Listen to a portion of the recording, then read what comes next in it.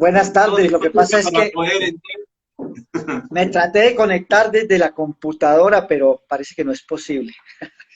No, no Algo es pasó. posible. De Me repente, tocó pues el bueno, teléfono. Aquí estoy. sí, es un poquito complicado. A veces uno trata también desde la computadora, pero de la computadora no se puede. Tiene que ser desde la misma Ajá. aplicación para poder iniciar acá. Bueno, hay personas que ya no estaban esperando igual a la entrevista. Quiero recordarles a todo el público que está ahorita que pueden hacer sus preguntas para el autor, que él también con gusto las va a estar respondiendo. Bien, caballero, entonces vamos a iniciar esta entrevista más que todo para que lo conozcan a usted como autor y nos comente más o menos quién es Yesid Contreras, para que el público que esté siguiéndonos lo sepa quién es usted. Bueno, pues yo soy periodista, escritor, radicado en México desde hace unos años, pero nacido en Colombia.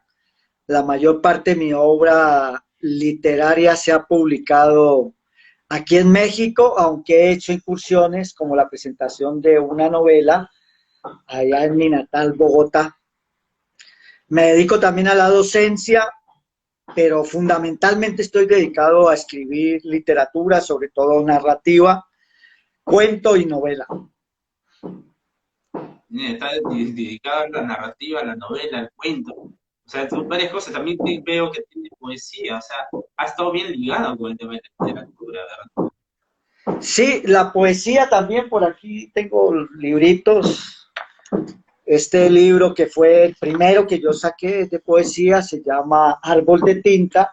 Es una compilación de poemas de muchos periodos de mi vida, pero fundamentalmente decía que me he dedicado a la narrativa. Este libro, Árbol de Tinta, fue publicado en el 2003. Luego publiqué Ars Verba, que es un libro de aforismos y fotografía.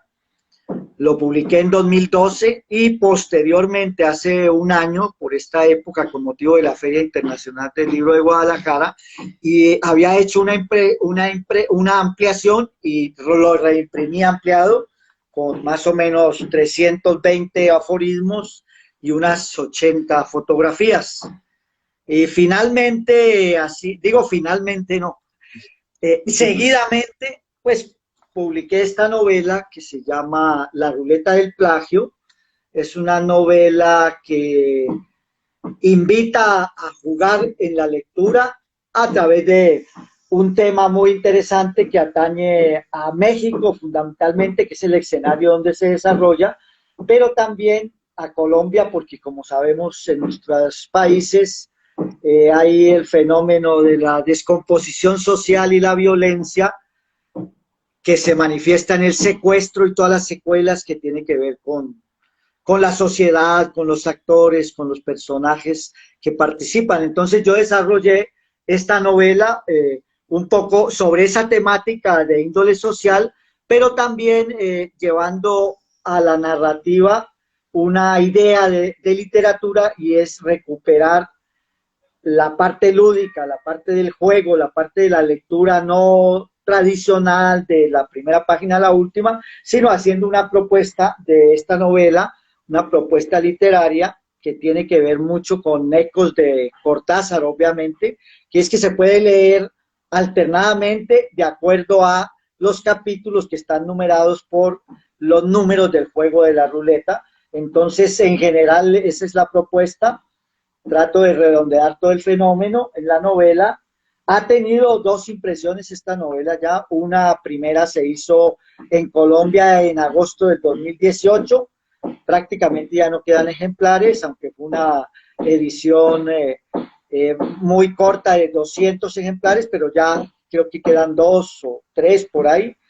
Y luego hice otra edición aquí en México al meses siguientes, otros 200 ejemplares que prácticamente ya están agotados y varias presentaciones. Desde luego presenté en la ciudad de Bogotá la novela en agosto del 18 en la Biblioteca Pública Virgilio Barco y también en la librería Lubina que queda en la Macarena, un centro, un barrio muy céntrico de la ciudad de Bogotá. Asimismo, pues aquí en la Ciudad de México la he presentado en la ciudad de Chetumal, donde radico, en la Universidad de Quintana Roo. También finalmente, así como un periplo de esa primera oleada de presentaciones, estuve el año pasado en la Feria Internacional del Libro de Guadalajara, celebrada hace un año exactamente por estos días.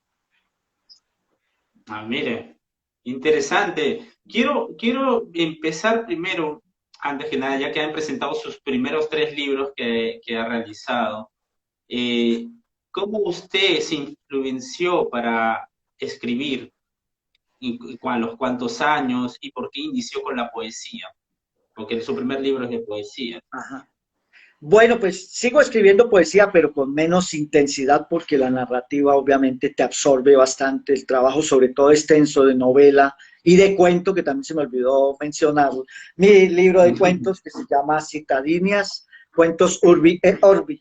Pues realmente yo me inicié en la escritura un poco emulando a mi padre, que era una persona que tenía unos estudios, hasta era comerciante y tenía estudios medios nada más, pero que escribía poesía, y por ahí me nació la beta de escribir versos. Posteriormente ya empezaron las lecturas en forma de grandes poetas, sobre todo de habla hispana, bueno, en Colombia, obviamente, Álvaro Mutis, eh, Aurelio Arturo y otros poetas, así como a nivel internacional, Octavio Paz, el mismo Vallejo, Borges, Neruda, que no puede faltar en esas primeras lecturas, y que finalmente fueron desembocando en la creación, adquiriendo una voz propia en la poesía, en la cual no me siento tan cómodo como en la narrativa. Pero realmente hace muchísimo tiempo que yo empecé a escribir desde muy joven. Me he dedicado la mayor parte del tiempo al periodismo escrito en medios de comunicación escritos, desde periódicos, revistas y agencia informativa. Y entonces este primer libro de poesía pues salió hace como, digo, 17 años exactamente, en el 2003, como una compilación, porque generalmente soy muy estricto con lo que publico. No hay que lanzar obra al aire sin que haya una análisis y una concienzuda análisis de lo que uno produce bajo parámetros más o menos aceptables, ¿no? Esto con la poesía, por eso me demoré tanto y no he vuelto a publicar más que por ahí una plaquette y poemas sueltos. Ya la narrativa obviamente necesita otro tipo de trabajo más intenso, hasta que llegué a través del libro este de cuentos, llegué a la novela, ¿no? Así es. Y dígame, cuando usted inició, ¿se encontraba en Colombia o todas ya sus publicaciones fueron en México? En Colombia alcancé a publicar algunas poesías, pero me dediqué fundamentalmente al periodismo. Y luego ya en México fue que desarrollé, tuve más tranquilidad, porque ya sabes que Colombia es un país bastante convulsionado, sobre todo en esa época, en el medio universitario, el activismo político era muy intenso, y entonces obviamente que los jóvenes participan y participamos siempre en ser rebeldes, en querer romper los cánones, tanto sociales como en la literatura y el arte. Y bueno, eso me acarreó la forzosa separación de mi país. Llegué a México, empecé ya a estudiar más en forma la literatura como tal. De hecho, yo soy egresado de la Universidad Nacional Autónoma de México en Letras Hispánicas, y ya continué el modus, digamos, vivendi, pues siempre ha sido el periodismo en estos diversos medios que ya mencioné, y posteriormente o alternadamente con la docencia a nivel medio y superior de temas que tienen que ver con la comunicación y obviamente con la literatura. Okay. Coméntenme un poco de Árbol de Tinta. ¿Qué tipo de poesías tiene ahí? ¿A Bueno, qué va? el Árbol de Tinta decía que es una compilación. Hay desde cantos, digamos, un tanto apasionados a Colombia como debe ser, otras innovaciones de índole técnica, de poesía, está dividido es muy breve, tiene 64 páginas, está dividido en 5 apartados que se llaman árbol de tinta, que es el que le da el nombre al libro, con minúscula, exilios, referente a esa condición de transmigrante obligado, mujeres y artificios, son como las 4 partes que obviamente siempre integran toda poesía desde el punto de vista de que está vertido el amor, una idea de cómo es, de qué escribir y diversa temática. Creo que uno de los poemas más efectivos, digo yo, poéticamente, es uno que se titula Colombia, que dice en sus primeros párrafos: amo estrofas, perdón, amo este país de viejos rencores y redentos, este país vestido de verde, coronado por blancuras y ríos impacientes que cabalgan sus montañas para dormir tristes en los mares. Amo este país de hombres implacables, este país de mujeres como algas vestidas en la transparencia de la tarde. Amo este país tenaz, teñido de paces imposibles, de flores hambrientas, de pan y antiguos sueños. Amo este país que deshoja los días cada noche de temores y cuenta sus muertos entre lágrimas y baile. En fin, es una parte de este poema, es muy corto, siguen otras estrofas, cantando al exilio. Obviamente no faltan los poemas eróticos, están relacionados siempre con nuestra contraparte de género, la mujer. Todo el recuerdo en Colombia, de los Sí, hechos que habrá tenido, las experiencias allá. claro, sí, desde luego.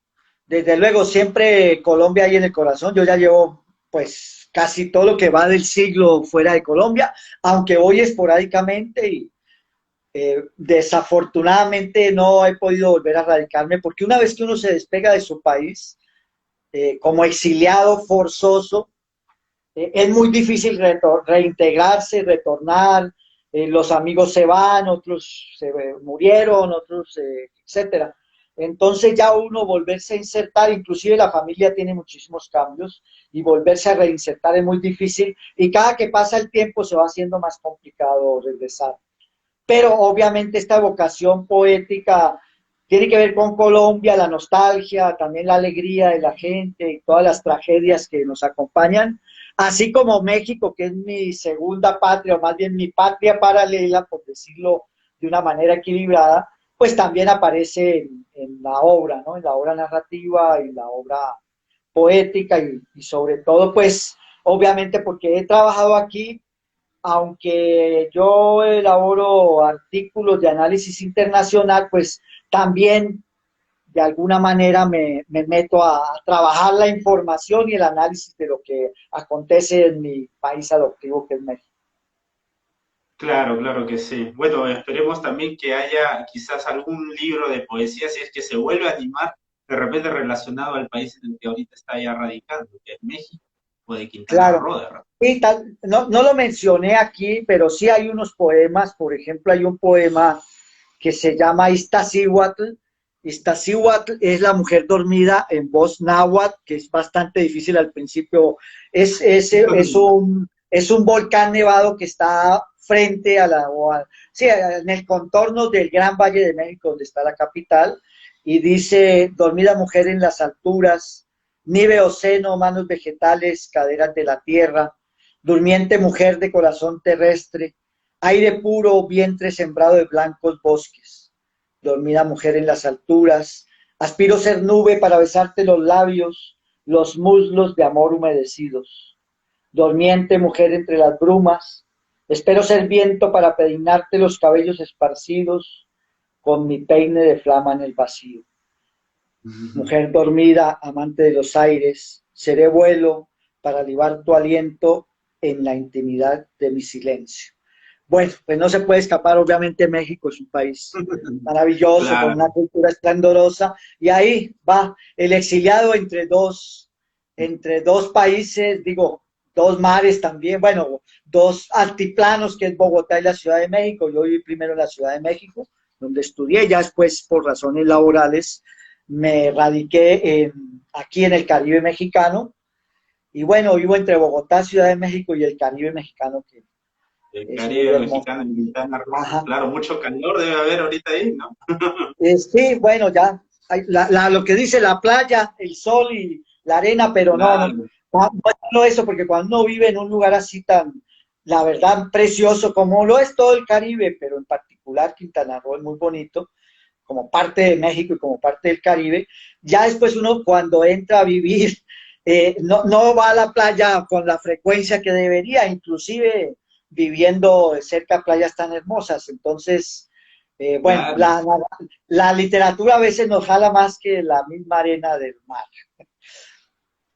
Pero quizás las playas o el lugar donde se encuentra, pues, le atrae para poder quizás escribir, ¿no? De repente, Sí, la claro. naturaleza que hay allá en Quintana Roo. E inspira, inspira. Sí, claro. Claro, de hecho, en mi libro de cuentos son 21 cuentos urbanos que van por las diversas ciudades en las que he pasado, vivido o tenido impresión.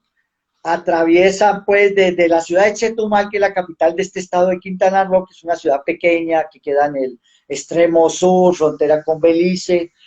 También hay, bueno, obviamente un cuento sobre la ciudad de Mérida, Yucatán, que es una ciudad más desarrollada, con mucho más antigüedad y tradición.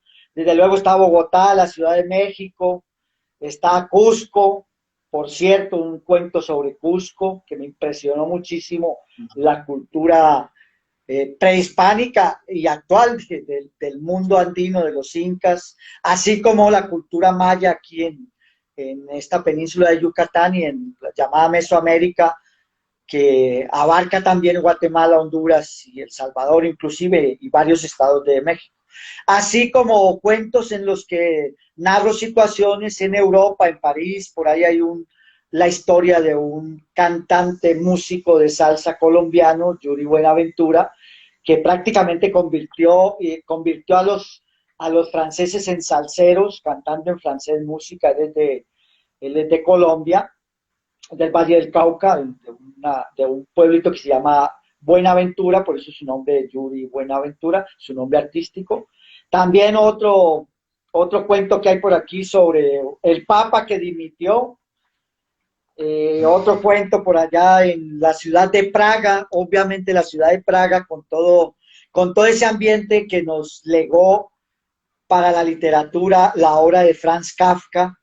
Y bueno, así voy en estos 21 cuentos recorriendo muchas ciudades, situaciones urbanas, y no falta pues en este, de hecho el primer cuento es un homenaje a Gabriel García Márquez, el Nobel, más que colombiano, el Nobel latinoamericano, ¿no? Entonces, bueno, digo del libro de Citadinias que fue una compilación también de cuentos escritos más o menos desde el año 2010 y que recién hace un año lo publiqué. Ha tenido cierta venta, no lo he podido presentar en Colombia porque ha habido dificultades, he enviado algunos ejemplares así con amigos que los colocan por ahí en el mundo de la gente que lee, que le atrae la literatura y en fin, no sé qué más podría contarles. Bueno, Citadini es interesante, de verdad, porque está que recopila ahí diferentes experiencias vividas en algunos lugares del mundo, por lo que estoy escuchando. Eso es bueno, en verdad, para que el mundo y el público por lo menos lo sepa, ¿no? Así que no dejen de adquirir Citadinias, este libro de cuentos que ha lanzado el autor Yesid Contreras desde el año 2019, o sea, desde el año pasado. Ya, Ajá. ya casi estoy diciendo desde el año desde el 2019, porque ya estamos cerca del 2021 ya. Al Así que ya, 21 ya, sí, ya se nos fue este año. ya se nos fue este año rápidamente y casi no se ha vivido mucho este año, de verdad. Hemos estado más encerrados. No, bueno, esto yo creo que también entre mi labor, tú mencionabas al principio, mi labor de editor, yo creé junto con otros Exacto. colegas una editorial que tiene por ahí una raicita en Colombia, pero en Colombia por la lejanía no ha podido pegar, aunque hay un colega que vive allá y que está impulsando la difusión de la literatura y sobre todo los servicios editoriales que se prestan ahora, ¿no? En las ediciones de autor, la corrección de estilo. Y este año decidimos aquí en México, por la época de marzo, casi coincidiendo con la etapa de la pandemia o el encierro del estarse en casa, quédate en casa, etcétera, lanzamos una antología, un concurso que se llamó Antología de Cuento Quintanarroense. Esta es la portada del libro. El premio era sacar un libro que está en la imprenta en estos días y con los 10 ganadores, digamos, los 10 finalistas cuentistas de aquí del estado de Quintana Roo. Muy interesante porque el estado de Quintana Roo es un estado joven, políticamente, nació apenas en el 74, y pues como todos lo conocen en Latinoamérica, seguramente han oído hablar de Cancún y la referencia de Quintana Roo, un tanto difícil, era un personaje independentista en la época de la lucha por la independencia mexicana de España, don Andrés Quintana Roo, y entonces toma ese nombre porque este era un territorio nacional, no era un estado como tal, y en el año 74 se convierte en un estado, ya del grande proyecto turístico de Cancún y lo que se ha desarrollado en estos 40 y muchos de años. Desde el año 70 creo que nació el proyecto de Cancún como tal y se ha desarrollado, pero obviamente las referencias culturales existen en la actividad. Hay escritores, hay artistas, hay pintores, hay migrantes.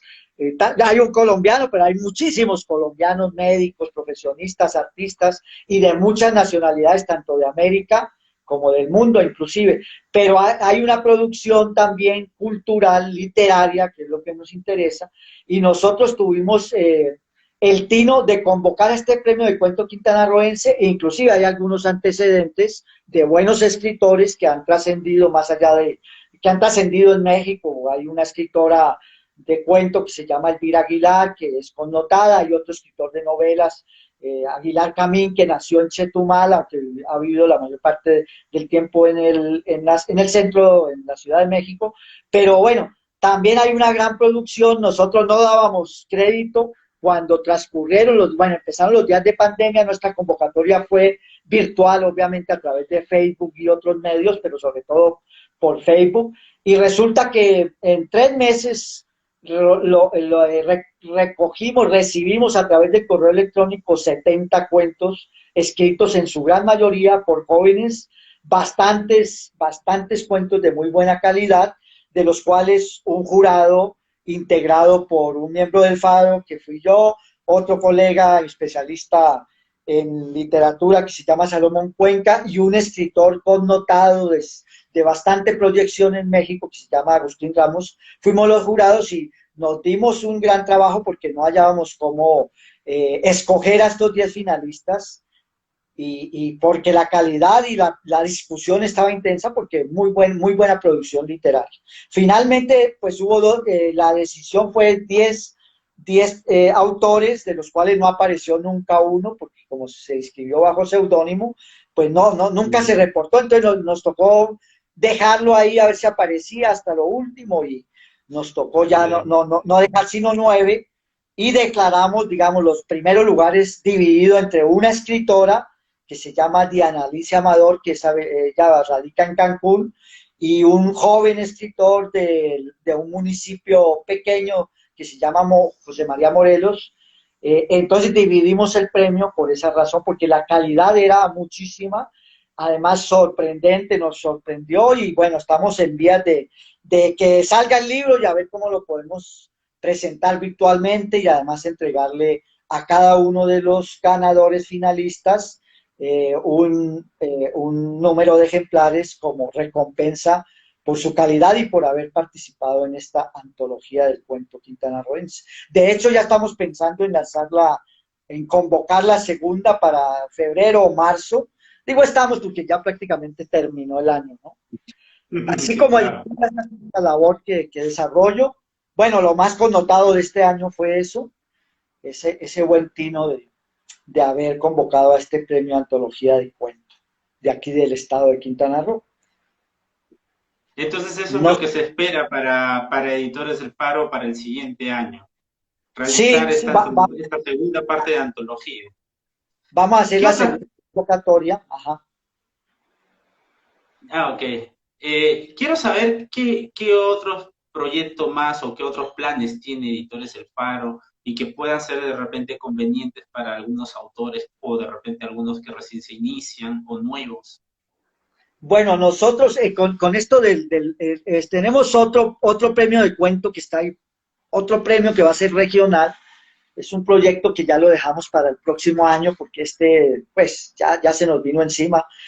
Pero además, pues las puertas están abiertas en Facebook, en el Faro Editores. Nosotros somos un equipo especializado en edición, desde la asesoría literaria, la corrección de estilo, también el diseño editorial como tal y la producción del libro. No imprimimos, mandamos imprimir a gente que tiene máquina, ya sabes que se ha impuesto esta línea de impresión digital que es de muy buena calidad.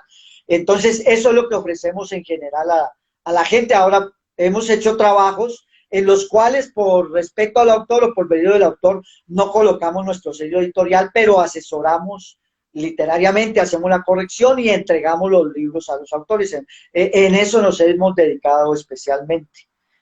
Ahora, lo que sí me ha absorbido son dos proyectos que tengo de mi producción, dos novelas que estoy haciendo un tanto a mis manos, divido mis dos manos para una y mis dos manos para la otra.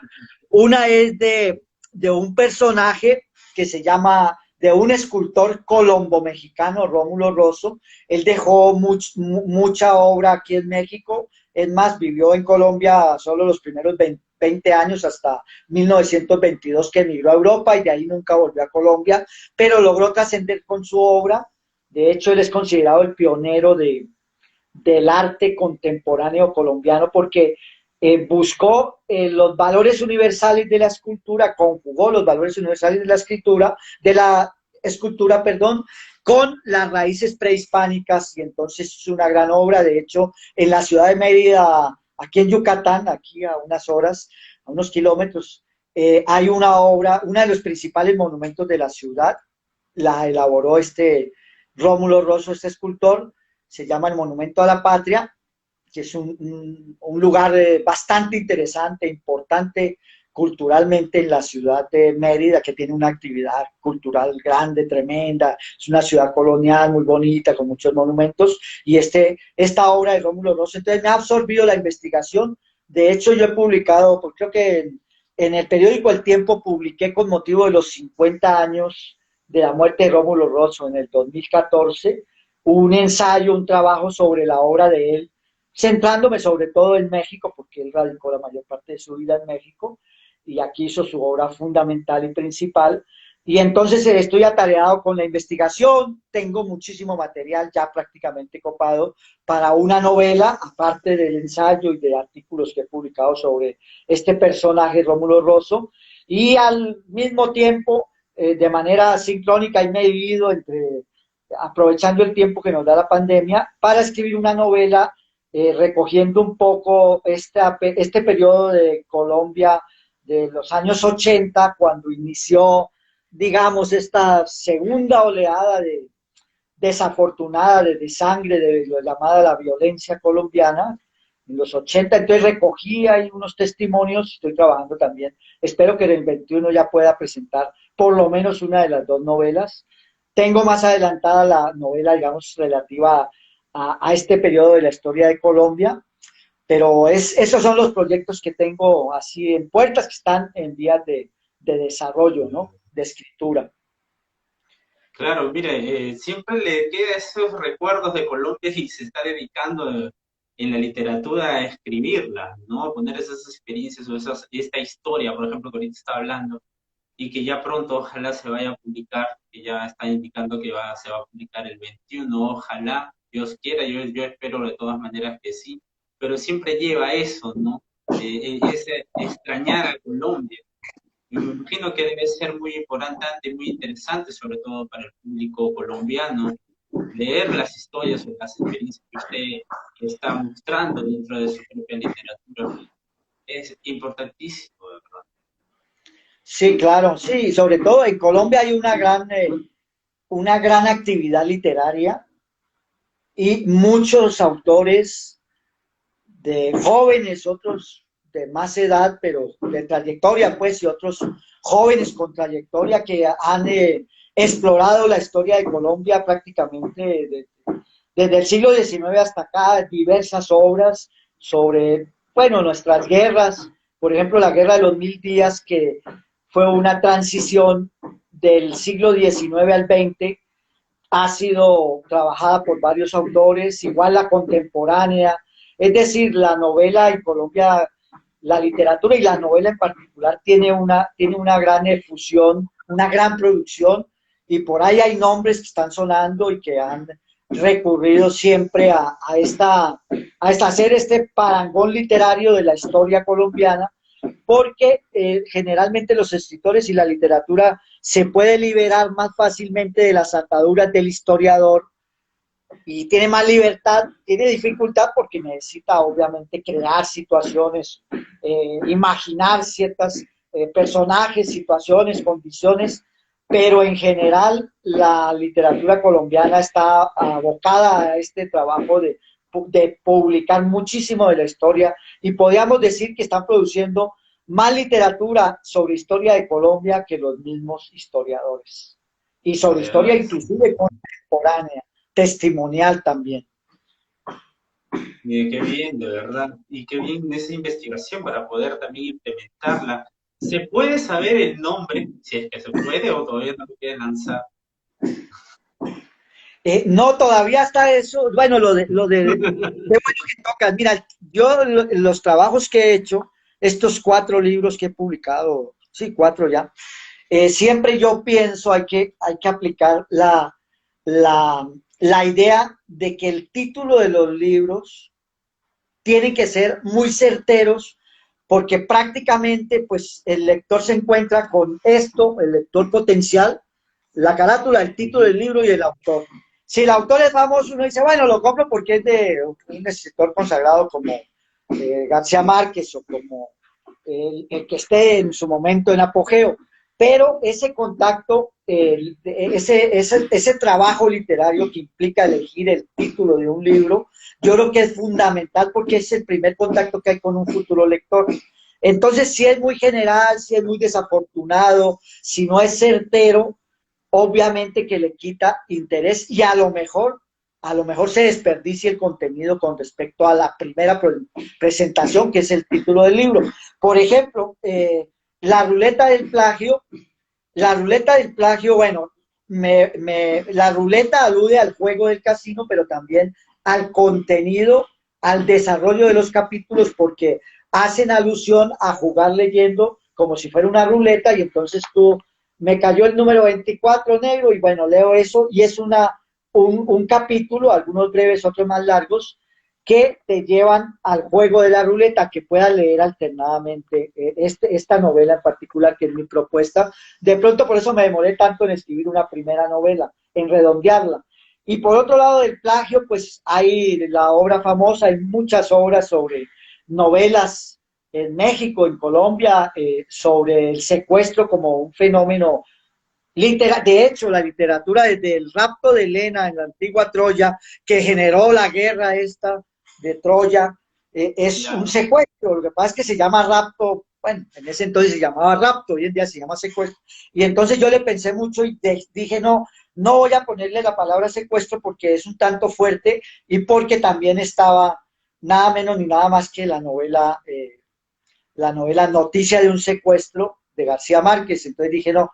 Y además para jugar con ese ámbito del plagio, como el plagio tiene varias acepciones, obviamente una de ellas es el secuestro, y entonces dije, ahí se redondea esa idea de jugar a la ruleta y que sea un plagio y que el lector diga, ah, caramba, ¿esto de qué se trata, no? Puede ser un plagio literario, un plagio artístico o también un secuestro como tal. Depende del contexto en que la lea y el contexto en que la vea. Entonces, esa es la propuesta de la ruleta del plagio, un poco, y el título así, hay que romperse la cabeza, digo, ya la experiencia de autor, uno tiene que romperse la cabeza para que ese primer contacto, que es el título de un libro, sea eficaz ante el eventual lector que se acerca en una librería o ahora en este modo virtual a la portada de unos libros. De hecho, tú dirás, bueno, pero ¿cómo que una novela que tiene de cierta manera tintes policíacos, la portada sea una medusa? como que Medusa, no va. sí.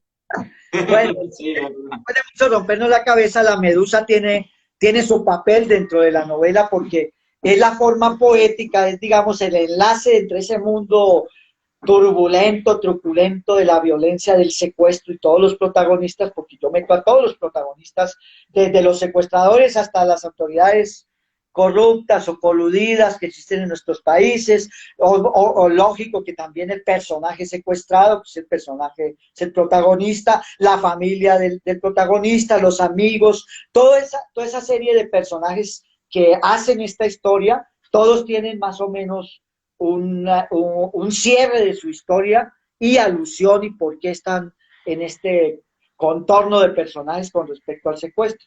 Entonces, creo yo que la parte poética es la parte de la medusa, la parte poética en la cual el secuestrado, que en varios capítulos, 18 exactamente, que es la mitad, son 37, 18, un poquito, uno menos, él habla desde adentro en un monólogo interior contando qué es lo que pasa cuando está ahí secuestrado, guardado en un lugar, maniatado, vendado y sometido a que puede pasar cualquier cosa, inclusive la muerte. Entonces yo utilizo ese recurso literario, pero para él poder estar equilibrado mentalmente y además para fugarse, entre comillas, pues una de esas fugas es la imaginación a través de una medusa, y por eso la presencia de la medusa, que es una parte poética importante en esta novela como propuesta, ¿no? Ya es una concepción de la novela. Yo creo que a lo mejor perdí mucho tiempo preparándome para escribir una novela, no este tema, sino una novela, porque las lecturas le van dando a uno. Yo mencionaba a Julio Cortázar, claro, aquí está presente de alguna manera Rayuela. De hecho, hay un epígrafe de Julio Cortázar. Rayuela es eso, es la esencia de jugar con la lectura y proponerle al lector, bueno, no leamos el libro normalmente, leámoslos alternadamente. Y eso tiene una implicación tanto en la historia como en el tratamiento, guardadas todas las distancias con el maestro Julio Cortázar, pero yo trato de emular esa parte, bueno, con lo actual, con el tema que es escabroso, que es bastante, algunos me dicen, oye, pero ¿cómo lo hiciste? No, todo trabajo de novela necesita una investigación. Si es histórico, necesita conocer las circunstancias de los personajes, no solo las circunstancias que se cuentan de la historia, sino las circunstancias de cómo eran o imaginariamente cómo fueron como seres humanos en su comportamiento. Entonces, yo hago un poco eso, tuve que investigar, leer, por ejemplo, algunos archivos judiciales para saber cómo piensa un secuestrador y cómo se desenvuelve, aparte de que tenía un buen bagaje, gran bagaje por mi trabajo periodístico. Por ejemplo, ahí también para enlazar el secuestro local que sucede en el Caribe con el hecho, con el paisaje nacional que es México, donde había, bueno, hay todavía 50 secuestros a la semana, o 25, o 40, o 100 llegaron a ver, de todo tipo. Yo para enlazarlo tomo el ejemplo de que yo trabajé periodísticamente, el secuestro de un personaje político que salió bien librado, porque salió vivo, pagando un cuantioso rescate, y entonces yo invento bueno, me genero un personaje, pero lo ligo a ese hecho nacional, digamos, para que no quedara en el ámbito local aquí del Caribe, etcétera, el secuestro central, el eje central de la historia. Entonces trato de enlazar todos los elementos. Y obvio, en esa investigación, pues leo experiencias de secuestrados, noticias de un secuestro, obvio la leo, y otras novelas que hay por ahí. Recordé después de estos grandes puntos del rapto en la literatura universal, y también recurro a estos documentos de entrevistas con los secuestradores, el modus operandi, para saber un poco toda esa mecánica que había que meter en mi historia propia, que yo no tenía por qué saberla, ¿no? Algunos me decían, oye, pero ¿no te da miedo que contando pormenores? No, todo es ficción, es literatura. Pues si nos da miedo la literatura, ahí sí nos toca que nos dé miedo el mundo y la vida claro. también. Sí, entonces me han dicho en presentaciones, ¿no? Se preocupan, no, es que, no, esto es pura ficción. El personaje político es real, pero ni aparece el nombre. Aunque los mexicanos, más o menos informados, cuando leen esa parte de ese personaje, sobre todo la parte del el pago del rescate, porque yo enlazo el que cobra, el que sirve como negociador, que hace la transferencia del pago entre el político secuestrado y los secuestradores. Yo lo pongo como personaje y inclusive puedo decir que me empezó a ganar como un personaje típico de una novela policíaca. Me tocó detenerlo porque ya estaba, es más, por ahí a veces digo, bueno, y si lo metemos como el personaje de otra novela sobre el narcotráfico, sobre etcétera, mil cosas, ¿no? Digo, no, espérate, espérate, se llama Silvestre, digo, no, espérate, Silvestre, no. Me tocó apaciguarlo porque estaba tomando mucho vuelo como personaje en la trama de la novela, ¿no? Finalmente, bueno, entonces, toda esta reflexión sobre la novela tiene que ver un poco con todo ese trabajo que todos los autores necesariamente tenemos que hacer de elaboración cuando asumimos profesionalmente la idea de escribir. Cuando ya nos ponemos en el reto de voy a escribir una novela, pero también tengo que saber cómo se escribe una novela, por cómo escriben los grandes autores y cómo debo escribirlo, que yo creo que es un reto al que nos enfrentamos muchísimos de nosotros cuando tenemos ahí la pantalla en blanco y a darle, ¿no? Me decía lo del título, no, lo del título yo creo que siempre debe, bueno, en mi caso se han surgido después han surgido los títulos como tal. Este ruleta, así, a lo último pensándole mucho y por ahí tengo las anotaciones a manuscrito, que el secuestro en el Caribe, que thriller en el paraíso, bueno, jugándole hasta que encontré el punto. Inclusive en la misma escritura yo no tenía preconcebido hacer esta estructura de novela.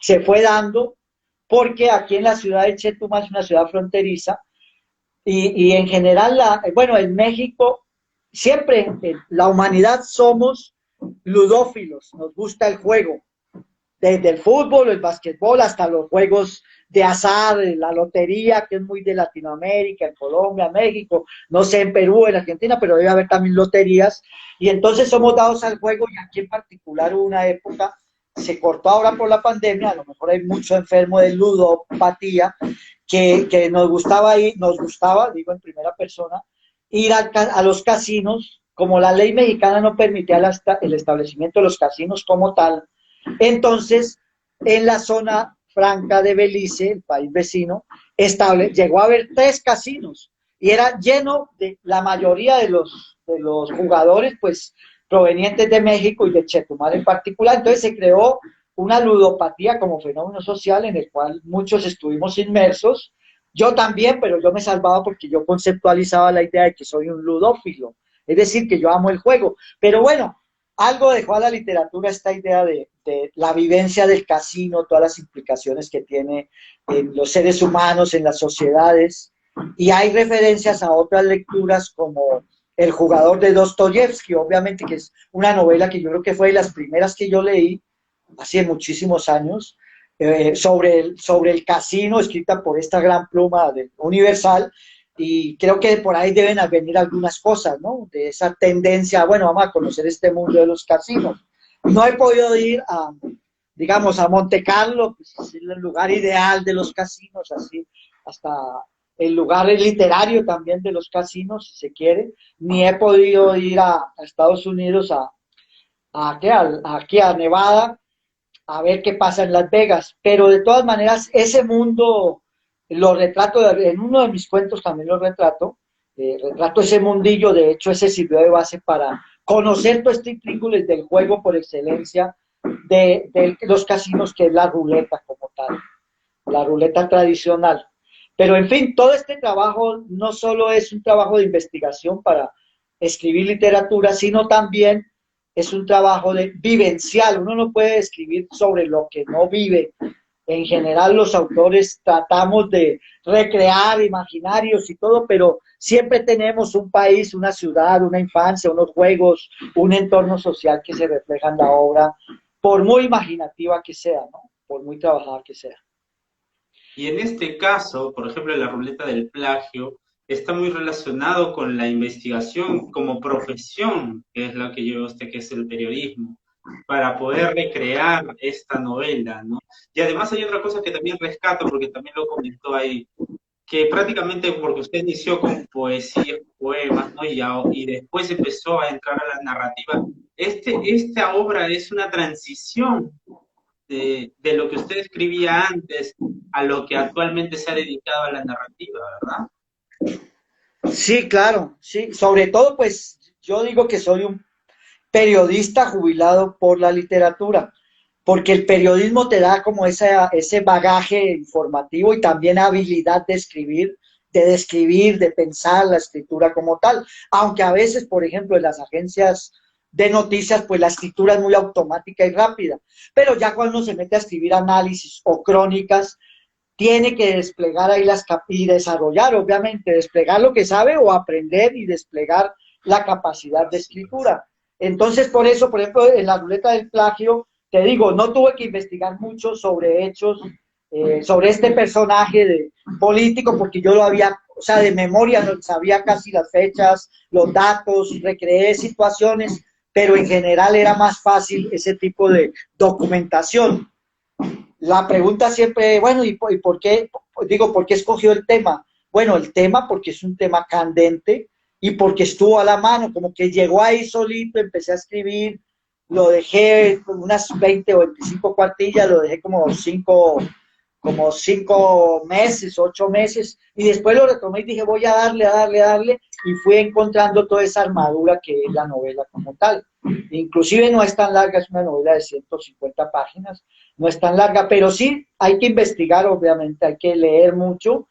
Siempre que yo hago talleres o dirijo talleres de creación literaria, les digo a los muchachos o jóvenes o asistentes, si son de narrativa, que hay que practicar mucho, pero también hay que leer muchísimo, que sin lectura no puede haber una buena producción literaria, porque esos referentes nos van dando luces de cómo se escribe y cómo se crea, ¿no?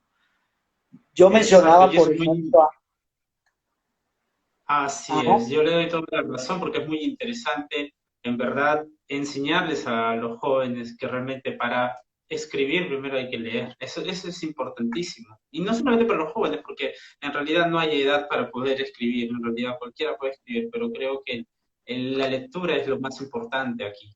Eso es claro. verdad. De hecho, una Y de mis más gratas experiencias como docente no fue en sentido estricto en la docencia, sino que hace como 8 años, tal vez, o algunos años, por razones, por azares del destino, me contrataron para dictar un curso de, era un curso de redacción y escritura, pero en una cárcel, donde hay de una todo, ¿no? cárcel. No es de alta seguridad, pues es una cárcel. Entonces yo tenía que ingresar a la cárcel.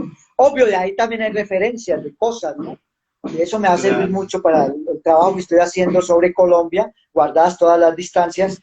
Pero bueno, fue muy grato porque de ahí vi que la literatura realmente está presente en nuestras vidas, en todos los seres humanos, que todos tenemos una novela que es nuestra vida, pero que muy pocos se atreven o incursionan en escribir eso que es su vida, que muchas veces es alucinante tanto como la literatura, ¿no? Y ahí me encontré con varios personajes que estaban allí, formación académica, tenían más defensa al escribir, y otros que no tenían tanto, pero que tenían una riqueza en las anécdotas, en la manera de contar, en la picardía, en el manejo del lenguaje así llano, y entonces fue una grata experiencia. De hecho, desafortunadamente les perdí la pista a algunos, solo creo que 2 están ahí en la cárcel todavía, pero no he ido, me ha dado temor, y la idea era publicar en el Faro Editores esas obras, 2 obras en particular,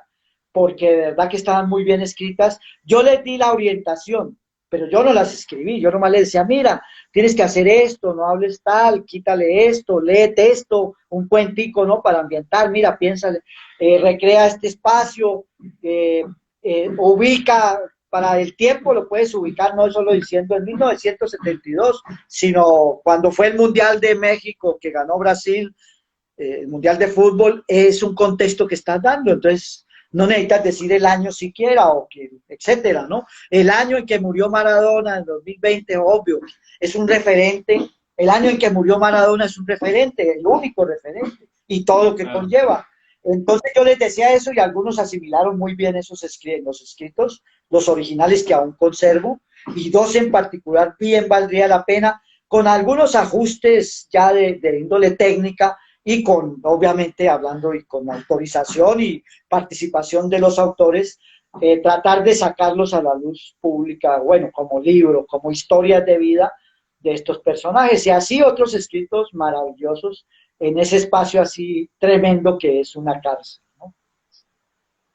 No, qué interesante, de verdad, escribir en la cárcel es ser toda una Sí, experiencia también, es lo que me claro. imagino. Sí, de verdad. Bueno, ya estamos casi por acabar la entrevista.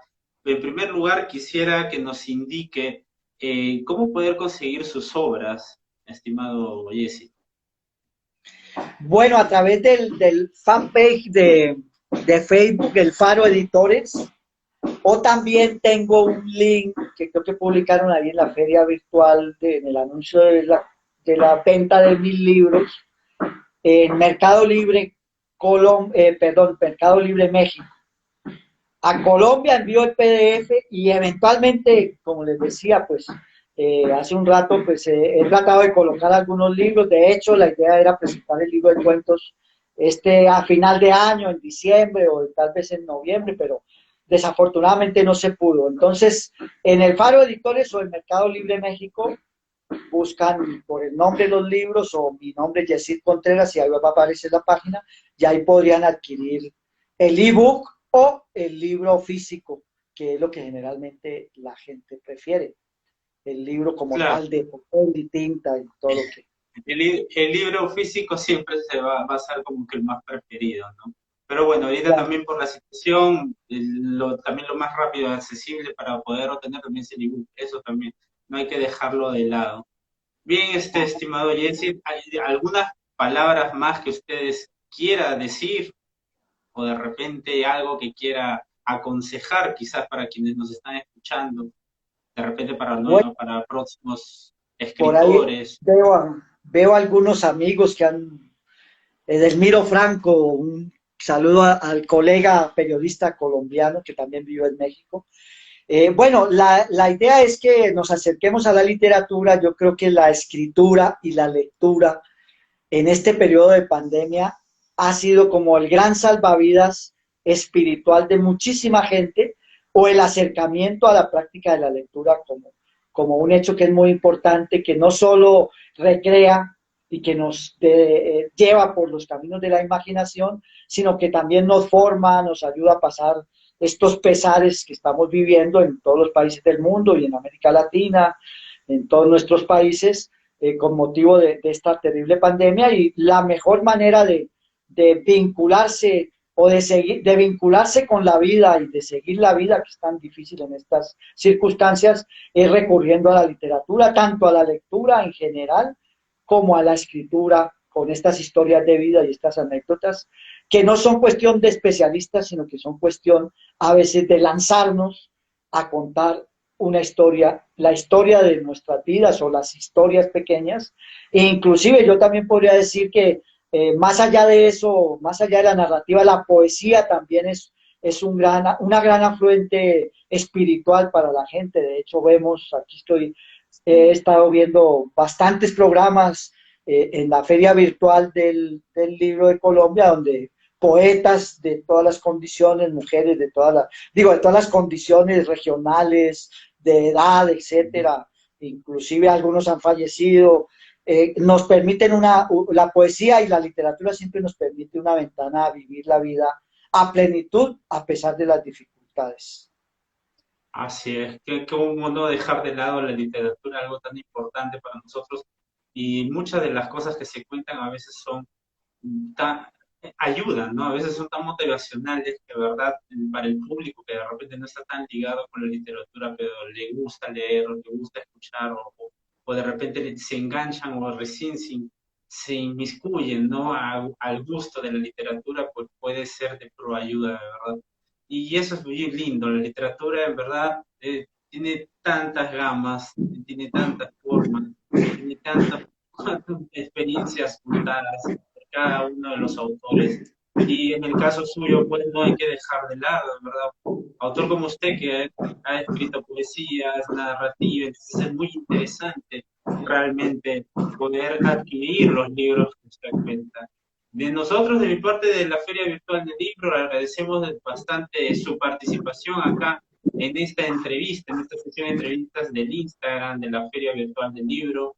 Y bueno, hemos estado entonces para todo el público con el autor colombiano radicado en México, Yesid Contreras, hablando de sus obras. Y espero, amigo, que ya sea de aquí hasta una nueva oportunidad, otra próxima entrevista, quizás con nosotros en esta plataforma de la Feria Virtual del Libro. Pues muchas gracias, saludos a todos y a ustedes, felicidades por esta iniciativa de las ferias virtuales, que ya van 3, creo. Han sido muy importantes para vincularnos y para difundir los trabajos literarios o para conocer también a escritores, sobre todo de América Latina, inclusive por ahí he visto uno que otro español o francés, etcétera, brasileño. Sí. Entonces, la verdad, los felicito por esta iniciativa y esperamos seguir participando en estos eventos. Listo. Muchísimas gracias, estimado Jesse. Ya con nosotros será hasta una próxima, ya está casi por cortarse la entrevista ya, porque el Sí, Instagram gracias. solamente nos da una hora, sí. Pero bien, muchísimas gracias y ya de aquí hasta la próxima. No sé si quiere decir cuándo se va a presentar, qué fecha se va a presentar en la Feria de Colombia. Que mañana voy a presentar la novela La Ruleta y Citadinias, a hablar un poco más de estas 2 obras. Perfecto. Entonces mañana no se pierdan la presentación del autor dentro de la plataforma del Facebook de la Feria Virtual del Libro Colombia.